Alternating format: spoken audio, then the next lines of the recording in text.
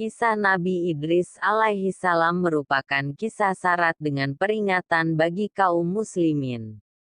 Sebagai manusia pilihan, ia telah diberi kesempatan oleh Allah untuk merasakan kematian, melihat surga, dan melihat neraka. Pengalaman yang pastinya akan membuat bergidik bulu roma.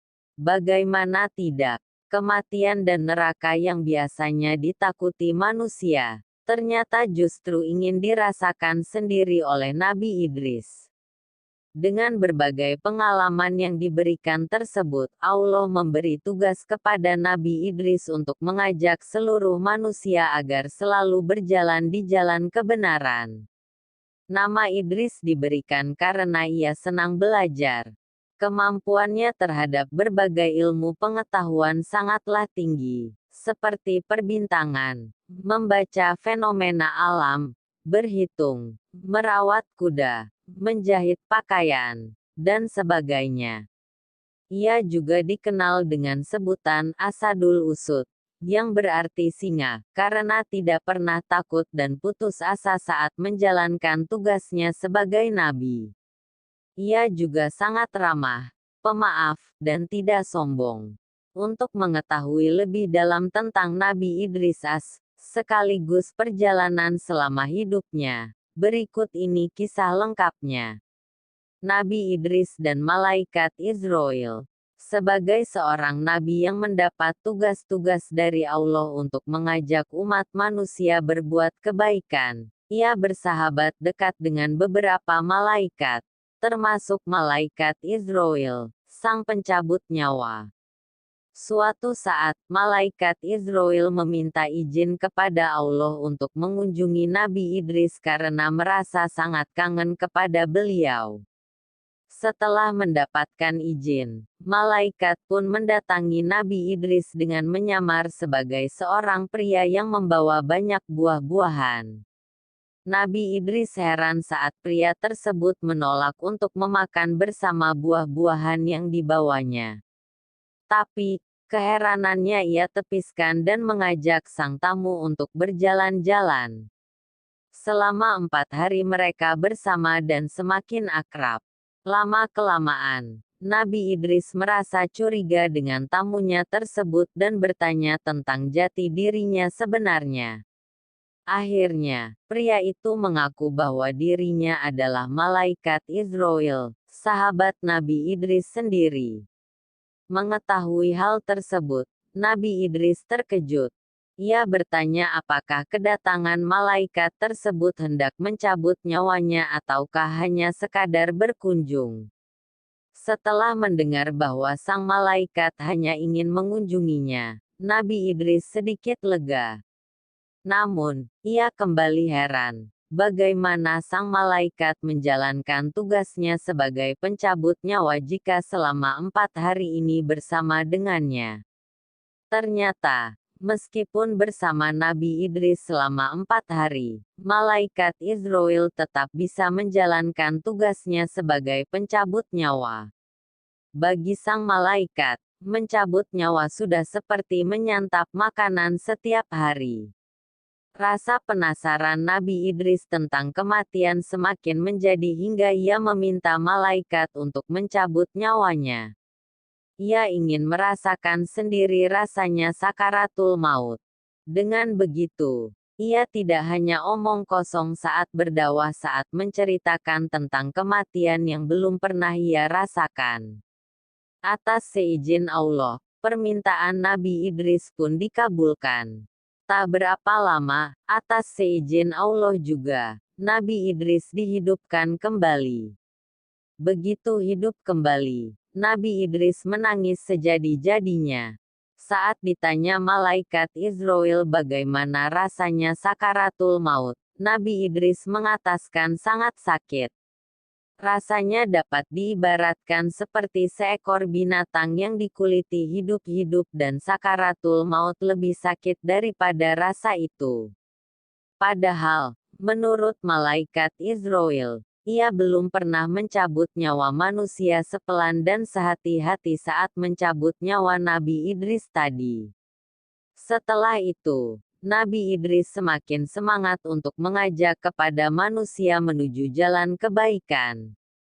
Pengalamannya dalam merasakan sakaratul maut ia ceritakan saat berdakwah sehingga setiap manusia mempersiapkan diri sebaik-baiknya.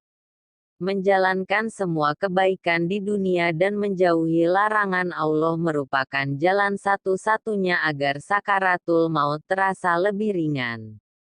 Meskipun mendapatkan cibiran dan cemoohan dari orang lain, Nabi Idris tetap tidak kenal menyerah untuk terus mengajak manusia pada kebaikan. Nabi Idris melihat surga dan neraka. Dalam kesempatan lain, saat Nabi Idris dan malaikat Israel sedang beribadah bersama, Nabi Idris meminta sang malaikat untuk mengajaknya ke neraka. Permintaan yang cukup aneh tersebut tentu membuat gamang malaikat Israel. Ia berkata bahwa tidak ada seorang pun, bahkan malaikat sekalipun, yang berani melihat neraka. Namun, dengan seizin Allah, malaikat Israel kemudian membawa sang nabi ke neraka terlebih dahulu. Namun, baru saja mereka mendekati neraka, Nabi Idris tiba-tiba pingsan saat melihat malaikat Malik penjaga neraka. Malaikat ini mempunyai sosok yang sangat menakutkan. Belum lagi pemandangan yang mengerikan saat sang malaikat menyeret dan menyiksa manusia yang tidak taat kepada Allah selama hidupnya. Api juga berkobar sangat besar membakar tubuh-tubuh manusia tersebut hingga meleleh.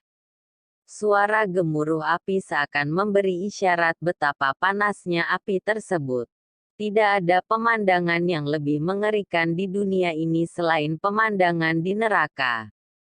Karena tidak sanggup melihat lebih lama lagi, Nabi Idris kemudian meminta malaikat Israel untuk membawanya pergi dari tempat itu. Tubuh Nabi Idris menjadi lemah saat meninggalkan neraka. Namun begitu, keimanannya menjadi semakin tebal kepada Allah. Nabi Idris kemudian meminta kembali kepada malaikat Israel untuk melihat surga. Atas izin Allah, Nabi Idris pun dipersilakan untuk memasuki surga.